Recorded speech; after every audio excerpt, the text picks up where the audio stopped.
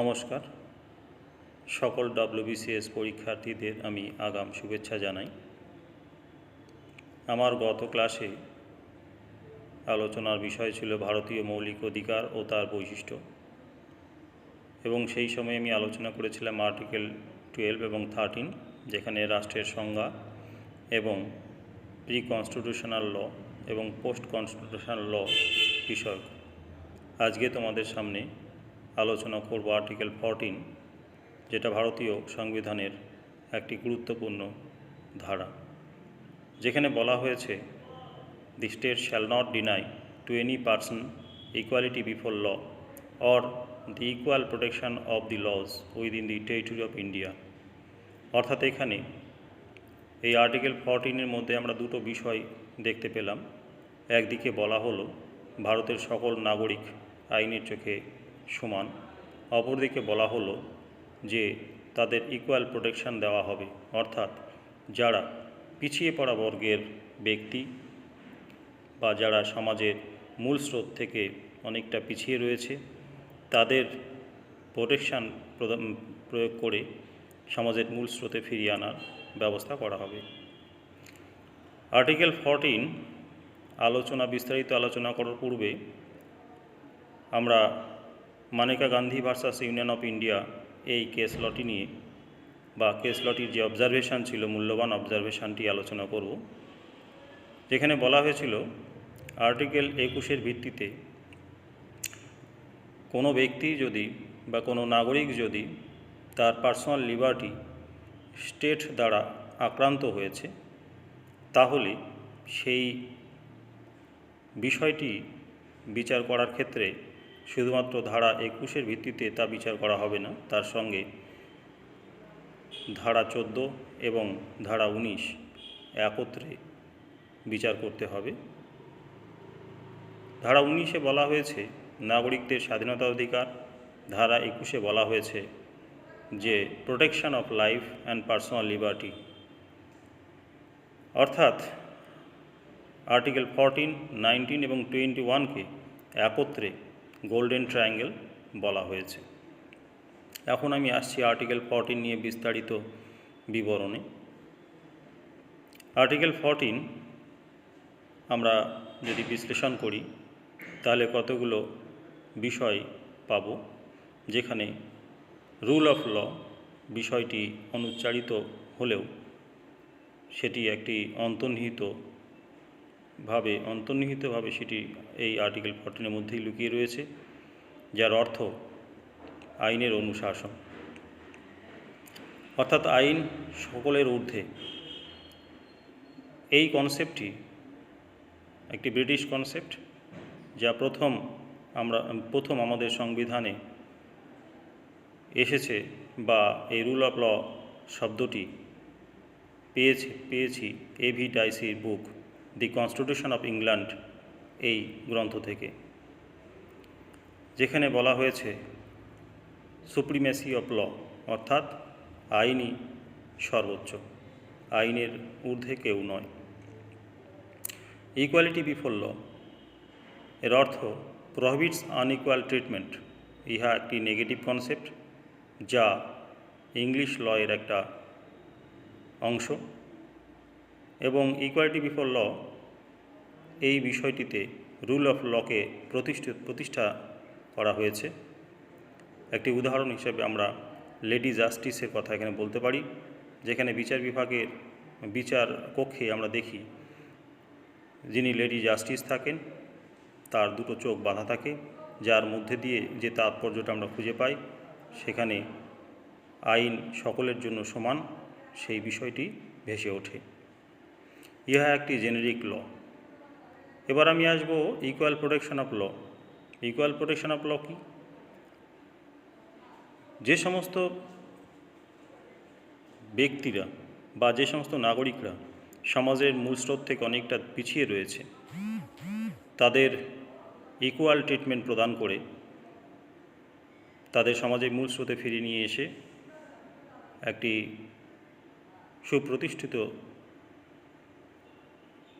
Life প্রদান করার জন্য রাষ্ট্র বিভিন্ন সময়ে ক্লাসিফিকেশন করে থাকে রিজনেবল ওয়েতে, যার পরিচয় আমরা পেয়েছি বিভিন্ন রিজার্ভেশন সিস্টেমের মধ্যে।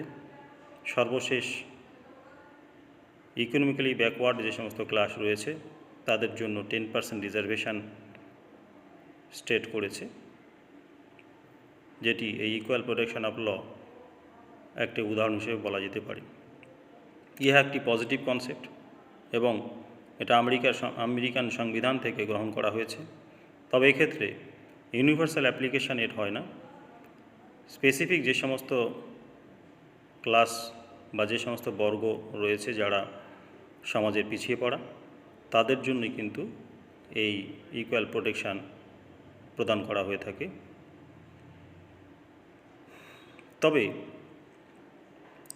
এই equal treatment, demand for equal treatment যে শব্দটি এখানে বলা হয়েছে,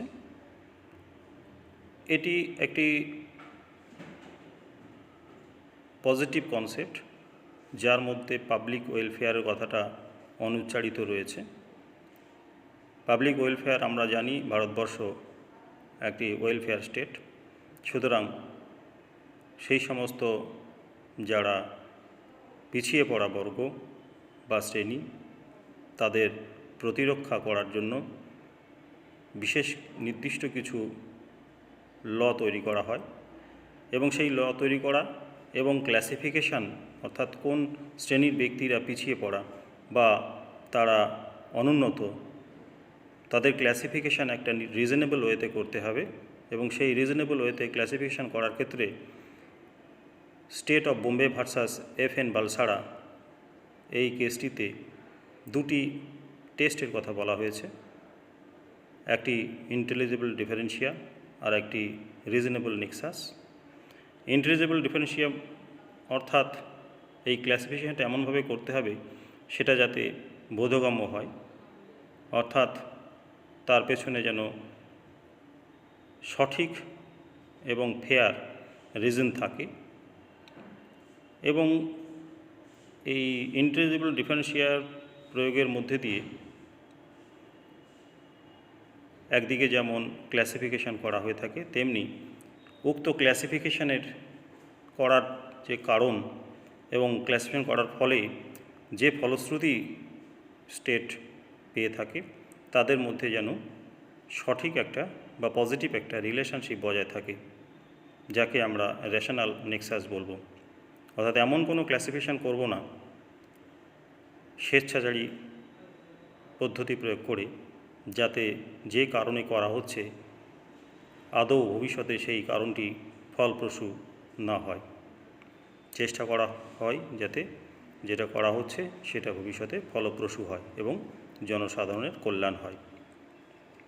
এবার আর্টিকেল 14 বিশ্লেষণ করার ক্ষেত্রে আরেকটি অ্যাঙ্গেল যদি আমরা দেখি, তাহলে সেখানে আমরা আর্টিকেল 14-এর মধ্যে দুটো ডক্ট্রিন সুপ্রিম কোর্টে বিভিন্ন কেস ল থেকে আমরা পেয়েছি, একটা old doctrine versus new doctrine. Equal protection of law এর দুটো ধারা রয়েছে। 1951 সালের state of Bombay versus FN Balsara কেসে আমরা যে অবজারভেশনগুলো পেয়েছিলাম তাতে রুল অফ ল এর কথা জানা গেছে discrimination using two test, that means intelligible differentia and rational nexus. এই যে অবজারভেশনটা, এটা অনেকটাই ন্যারো অবজারভেশন ছিল, যেখানে একটা সার্বজনীন প্রয়োগের ব্যাপার এখানে উল্লেখ করা হয়েছে, বা বলা যেতে পারে যে একটা সুনির্দিষ্ট পথ, ফেয়ার অ্যান্ড জাস্টিসের পথে একটা স্টেট এগিয়ে যাবে, সেই বিষয়টি কিন্তু আমরা এই কেস লয়ের অবজারভেশন থেকে পাইনি। অপরদিকে আমরা নিউ ডক্ট্রিন যেটা আমরা পেয়েছিলাম EP Royappa versus State of Tamil Nadu 1974 সাল, যেখানে এই রুল অফ ল প্লাস দু ধরনের টেস্ট, যেটা আমি আগেই উল্লেখ করলাম, তার সঙ্গে পেয়েছি reasonableness which ensure fairness and equality, এবং পেয়েছি ন্যাচারাল জাস্টিস, যেটি 1978 সালে পরবর্তীকালে Maneka Gandhi versus Union of India এই কেস লটিতে rule of law plus natural justice is equal to equality before law এই কনসেপ্টটি সংযুক্ত হয়েছে। তো এই চারটি যে ডক্ট্রিন, সেই ডক্ট্রিন আমরা নিউ ডক্ট্রিন হিসাবে উল্লেখ করতে পারি। তাহলে মূল বিষয়টা কি হলো? ওল্ড ডক্ট্রিনে আমরা পেয়েছিলাম রুল অফ ল এবং দু ধরনের টেস্টের কথা, যে টেস্টের মধ্যে দিয়ে ক্লাসিফিকেশানটা সঠিকভাবে করতে হবে। অপরদিকে নিউ ডক্ট্রিনে আমরা পেলাম কি? রুল অফ ল সঙ্গে যে টেস্ট, দুটো টেস্টের কথা সেটা, এবং এই টেস্ট দুটো মধ্যে দিয়ে যে ক্লাসিফিকেশান করা হচ্ছে সেই ক্লাসিফিকেশানটা যেন রিজনেবল হয় এবং সেটা যেন ফেয়ারনেস থাকে তার মধ্যে, এবং তার মধ্যে যেন ইকুয়ালিটি থাকে। অর্থাৎ একই ব্যক্তি যারা পিছিয়ে পড়া শ্রেণীর মধ্যে রয়েছে, কারো উদ্দেশ্যে প্রোটেকশন ব্যবস্থা নেওয়া হচ্ছে, কারো উদ্দেশ্যে নেওয়া হচ্ছে না, এই ধরনের বৈষম্য করা যাবে না। অর্থাৎ যারা পিছিয়ে পড়া সকলের জন্যই একই ব্যবস্থা হতে হবে। উল্টো দিকে ন্যাচারাল জাস্টিসের কথা এখানে আমরা পেয়েছি Maneka Gandhi versus Union of ইন্ডিয়াতে, যেখানে যে কোনো ক্লাসিফিকেশান করতে গেলে পরে ন্যাচারাল জাস্টিসটাকে মাথায় রাখতে হবে, যেটা আমাদের ভারতীয় সংবিধানের একটা মূল বিষয়, যে বিষয়টা আমরা ভারতীয় সংবিধানের প্রিয়াম্বেল থেকে শুরু করে অন্যান্য অংশগুলোতে বিভিন্ন কেসের অবজারভেশন থেকে পেয়েছি। তাই এই চারটি যে বিষয়, এই চারটি বিষয় আমরা নিউ ডক্ট্রিন হিসেবে উল্লেখ করতে পারি। এখানে আরও দুটো জিনিস বলা রয়েছে, যেখানে বলা হয়েছে যে if there is rational relationship between intelligible differentia with rational nexus, that is relation between purpose and result sense positive, then it is called reasonable discrimination. অর্থাৎ পারপাস অ্যান্ড রেজাল্টের মধ্যে যদি পজিটিভ রিলেশনশিপ বিলং করে তাহলে তাকে আমরা বলবো reasonable discrimination. আর অপরদিকে রিজনেবল কাকে বলবো আমি? Reasonable means logical judgment and which is fair and which may be fair and in sensible way, and therefore reasonableness is an essential element of equality or non-arbitrariness. অর্থাৎ এই reasonable ক্লাসিফিকেশনের ক্ষেত্রে কোনো আরবিটারিনেস কোনো state প্রয়োগ করতে পারবে না। আরবিটারিনেস যদি স্টেট প্রয়োগ করে তাহলে সেটা নিউ ডক্ট্রিনে যেটা আমরা পেয়েছি রিজনেবলনেস with which ensure fairness and equality, সেটা ভায়োলেট হবে। তো সুতরাং সেক্ষেত্রে স্টেট চেষ্টা করবে যাতে যে ক্লাসিফিকেশানটা ফর ওয়েলফেয়ার অফ স্টেট করে থাকবে, বা বিশিষ্ট যে বিশেষ বর্গের প্রতি, বা বলা যেতে পারে বিশেষ শ্রেণীর প্রতি যারা মূল স্রোত থেকে অনেকটা পিছিয়ে রয়েছে তাদের জন্য, সেক্ষেত্রে এই পন্থাগুলো অবশ্যই অবলম্বন করতে হবে, তবেই সেটা ফেয়ার অ্যান্ড জাস্টিস থাকবে তাতে, এবং সেটা রিজনেবল হবে। আশা করি তোমরা সকলেই এই বিষয়টি বুঝতে পেরেছ। সকলকে তোমাদের ধন্যবাদ জানিয়ে আজকে আমি শেষ করছি। আগামী দিন আমি আর্টিকেল 15, আর্টিকেল 16 নিয়ে আলোচনা করব। Thank you once again.